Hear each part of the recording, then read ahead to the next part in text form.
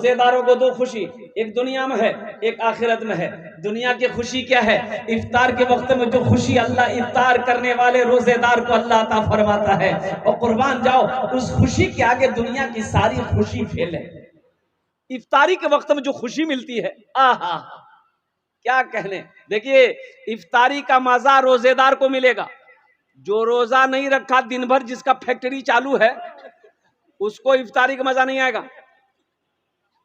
भाई पानी का मजा तो उसको आएगा जो प्यासा है, खाने का मजा उसको आएगा जो भूखा है, और जो गटर गटर गटर दिन भर मुंह जिसका चलता रहा है उसको पानी का मजा आएगा ना खाने का मजा आएगा। लेकिन इफ्तारी भी संभल के करना है ताकि तरावी की नमाज ना छूटे। यहाँ तो एक कचरी खलको, घुमनी खलको, मूली खलको, पकौड़ा खलको, इधर तरबूज, इधर केला, इधर अंगूर, इधर सेब, इधर नाशपाती, इधर बेदाना, इधर पेप्सी कोला, इधर थम्स अप, इधर बस स्प्राइट, ये सब डालते जा, डाला डाला डाला हे लुंगी यहाँ तक समेटा उलट गया। की मिलो तरावी नहीं पढ़ो, बोले भैया पोजीशन ठीक नहीं जाओ। तो पोजीशन तो पहले ही से खराब करके रखा अल्लाह का बंदा, इतना खाया का है? तो खाना भागा जा रहा था भाई, खाना भागा तो नहीं जा रहा था, तो आखिर इतना खाया क्यों? अलग इफ्तारी मुख्तसर खाते, नमाज मगरिब की नमाज जमात के साथ नहीं छूटती। मुख्तसर अल्लाह के रसूल सल्लल्लाहु अलैहि वसल्लम की इफ्तारी क्या थी? कुर्बान जाइए खजूर खाते थे, पानी पीते थे, नमाज के लिए खड़े हो जाते थे।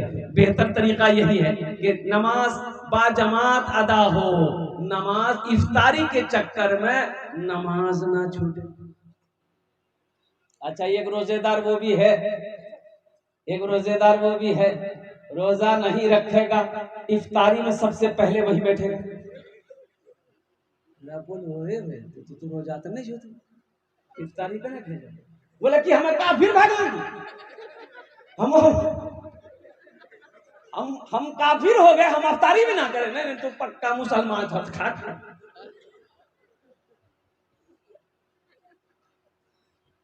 सहरी खाया करो, बरकतों वाला खाना, बरकतों वाला खाना। बरकतों वाला खाना कौन सा खाना है?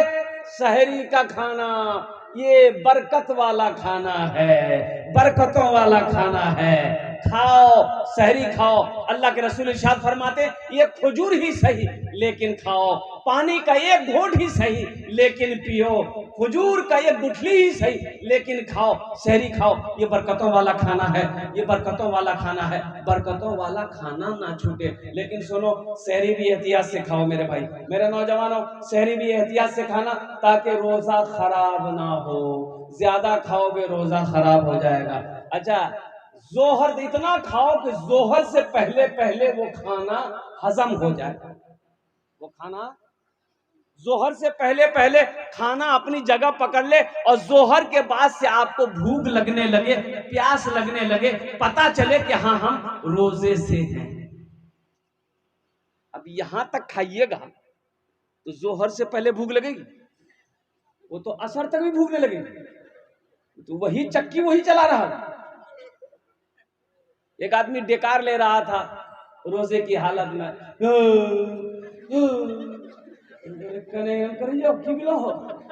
अरे शहरी कम खाओ, कहा ऐसा कर रहा? बोला हजरत हम मुख्तसर शहरी खाते हैं। कि मुख्तसर खाया तो ऐसा कहा कर रहा? क्या खाया? बोला हजरत 6 को पराठा 1 किलो दूध। ये मुख्तसर छेते ज्यादा की हेते हो। नौजवानों पाबंदी के साथ 30 रोजे रखना, इंशाल्लाह रखेंगे मेरे भाई। कितने लोग तैयार हैं? इंशाल्लाह हाथों को उठाओ। अच्छा ज्यादातर हमारे नौजवान रोजे को छोड़ते हैं, हमारे नौजवान ज्यादातर रोजे को छोड़ते हैं, ये आदत सही नहीं है मेरे बच्चों। अच्छा कुछ नौजवान ये कहते हैं कि नहीं रोजा रखेंगे तो हम कमजोर हो जाएंगे, रोजा रखेंगे जो बॉडी बना रहे हैं ये बॉडी में क्या कहते हैं फर्क पड़ जाएगा। और कितने नौजवान तो रोजा इसलिए नहीं रखते हैं कि ईद बाद शादी, ईद बाद शादी है। अबे शादी ना है कि कुश्ती लड़ना, तुम शादी है ना है, वहां क्या करना है तुमको? रोजे नहीं रखेगा। माँ बोलेगी बेटा तू रोजा मत रखे, तो गाल पिच की। ताज्जुब वाली बात। रोजा रखने से गाल नहीं पी सकता है। नौजवानों, रोजा रखो, अल्लाह राजी हो जाएगा, अल्लाह खुश होगा, अल्लाह तेरे जिस्म के अंदर में ताकत पैदा फरमा देगा, अल्लाह तेरे जिस्म के अंदर में कुव्वत पैदा फरमा देगा।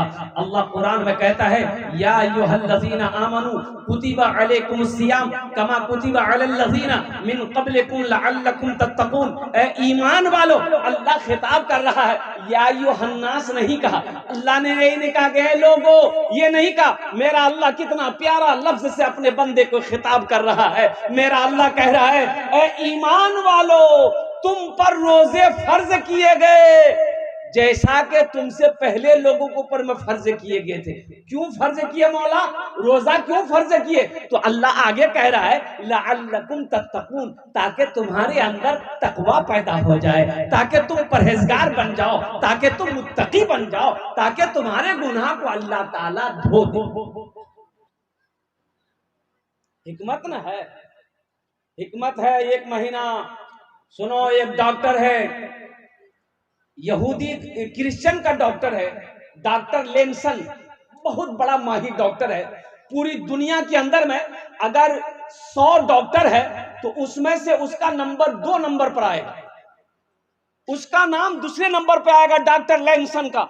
कुर्बान जाओ, इतना बड़ा डॉक्टर है। उन्होंने खुद लिखा है कि मुसलमानों का जो रमजान का महीना आता है, जो रोजा है, वो हिकमत से खाली नहीं है। जो मुसलमान पाबंदी के साथ साल में 30 दिन रोजा रखेगा वो कभी बीमार नहीं होगा, वो कभी बीमार नहीं होगा। लेकिन अफसोस का मकाम है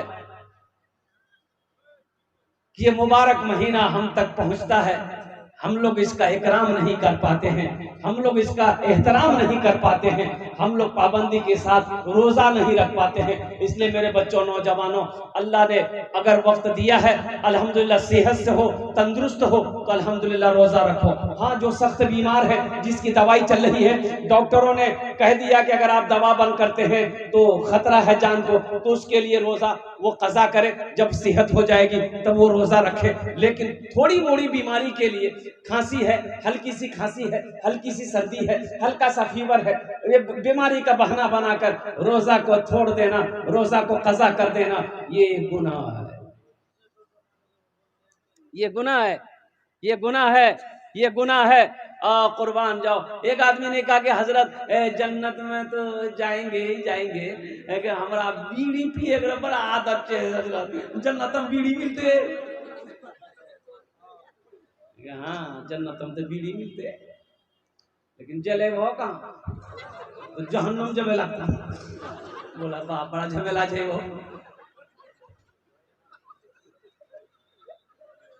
अल्लाह जन्नत के अंदर में दाखिल करेगा, अल्लाह इनाम देगा। नौजवानों, नौजवानों, और एक पैगाम नौजवानों के हवाले से है कि मेरे बच्चों, मेरे नौजवानों, अपनी निगाहों को नीचे रखो। ये जो मोबाइल है, ये मोबाइल अल्हम्दुलिल्लाह सुम्मा अल्हम्दुलिल्लाह बड़ा काम का चीज है। अगर इसको सही इस्तेमाल करो तो ये बड़ा काम का चीज है, अगर इसका गलत इस्तेमाल करोगे तो गुनाहों से खाली नहीं है। रात की तारीकी हो, दिन का उजाला हो, बंद कोठरी हो, कहीं भी हो, इसका गलत इस्तेमाल से बचना, अपनी निगाहों को बचाना। एक बात याद रखना, जो शख्स अपने निगाहों को गंदी चीजों से बचाता है, गंदे गंदे गुनाहों से बचाता है, वो इंसान की नजरें कभी कमजोर नहीं होगी, उस इंसान की नजरें कभी कमजोर नहीं होगी। कुर्बान जाओ। हजरत इमाम अहमद रुबाई रहमतुल्लाह अलैह 120 साल उम्र हो गई, बगैर चश्मा के आप किताब पढ़ते थे। 120 साल की उम्र हो गई, 120 साल की उम्र हो गई, बगैर चश्मा का मुताला करते थे हदीसों का। 120 साल, यहाँ तो 30 सालों में चश्मा लगी। पता ये चला कि अपनी निगाहों की ये हिफाजत नहीं कर पा रहा हमारा नौजवान। ये निगाहों की बदनिगाही की वजह से आंखें खराब होती है। एक बात याद रखना, जो आंखें बुरी चीज हमेशा देखेगी वो आंख अंधी हो जाएगी, वो आंख बेनूर कर दी जाएगी, उस आंख से रोशनी अल्लाह छीन लेता है। कलकत्ते के अंदर में एक अब्दुल कादिर भाई हैं, मिंबर रसूल पर हूँ मैं। अब्दुल कादिर भाई, उनकी उम्र जानते हो 45 साल है। तो वो नात वगैरह पढ़ते बेचारे मेरे यहाँ आते हैं, बड़ी कुर्बत रखते हैं। तो वो जब आते हैं, दोनों आंखों से अंधा है, नाबीना है, तो आते हैं तो वो नात शरीफ वगैरह सुनाते हैं, उसको इनाम इकराम नवाजते हैं बेचारे। वो अपने बेटे के साथ में कभी कभी आते हैं। तो मैंने एक बार पूछ लिया कि अब्दुल कादिर भाई, ये अंधापन आप कब से, बचपन से, पैदाइश से?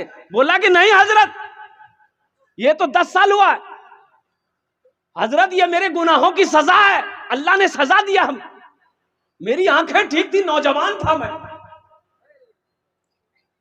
मुझे ऐसी राज की बात बताया उन्होंने कि हजरत, ये गुनाहों का समरा है कि अल्लाह ने मुझे अंधा बना दिया, मेरी आंखों की रोशनी खत्म हो गई। आज ऐसा लग रहा है कि मैं सिर्फ जी रहा हूं, दुनिया की खुशी मेरे नजरों से खत्म हो चुकी, इसलिए कि आंख है लेकिन मैं देख नहीं पाता।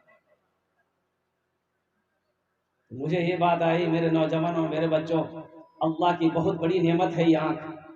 इसलिए आंख अल्लाह ने दिया अच्छी चीजें देखने के लिए दिया है, बुरी चीज देखने के लिए नहीं दिया है, गंदी चीजों को देखने के लिए नहीं दिया है। अल्लाह ने आंखें दी है, माँ बाप के चेहरे को देखो, अल्लाह ने आंखें दी है, कुरान के पारों को देखो, अल्लाह ने आंखें दी है, मस्जिद को देखो, अल्लाह ने आंखें दी है, दुनिया के नेमतों को देखो, लेकिन अपने गुनाहों को, अपनी आंखों को गुनाहों से बचाओ, गंदी चीजों से बचाओ, गंदे ख्याल से बचाओ।